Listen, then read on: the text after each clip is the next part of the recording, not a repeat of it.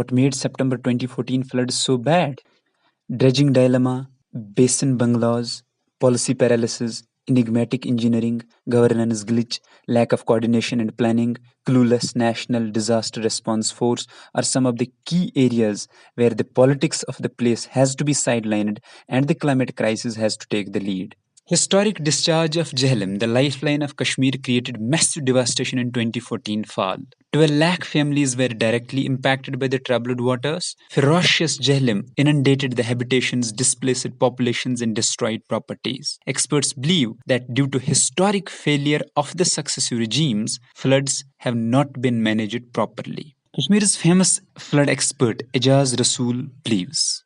This flood which came in 2014, we knew that this flood is going to come in 10 years, from 2010 to 2015. Not only that, we also knew what would be its intensity. We also knew which areas in Srinagar will get inundated and how much would be the depth of water. Now, this flood could have been of lesser impact if we would have maintained the river regime. Urban flooding expert at TERI, Mr. Prasoon Singh, says that national policy on disaster management is chalked out, but is it doing enough? I am not sure how much work has been done in that direction, basically on implementation part of it, but policies are in place. There is a national disaster management policy, especially related to riverine floods and storm surges and any weather-related events, landslides, earthquakes.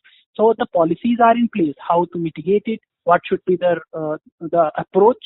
What should be the recovery and relief mechanism should be in place? What should be the governance structure and information sharing? Is there a lack of coordination between the center and the local administration?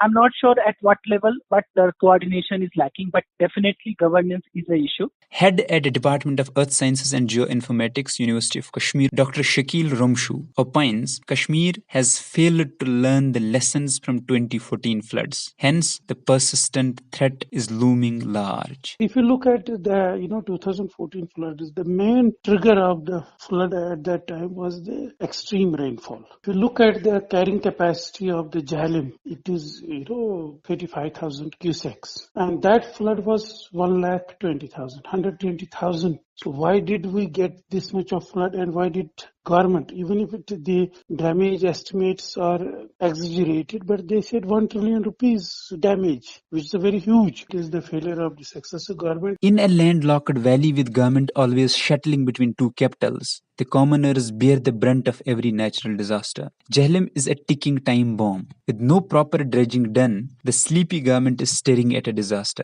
Jhelum cannot be blamed. Never. It's a governance failure, societal apathy towards it, greed and biotic intervention in fragile ecology that invited 1 lakh crore catastrophe, experts believe.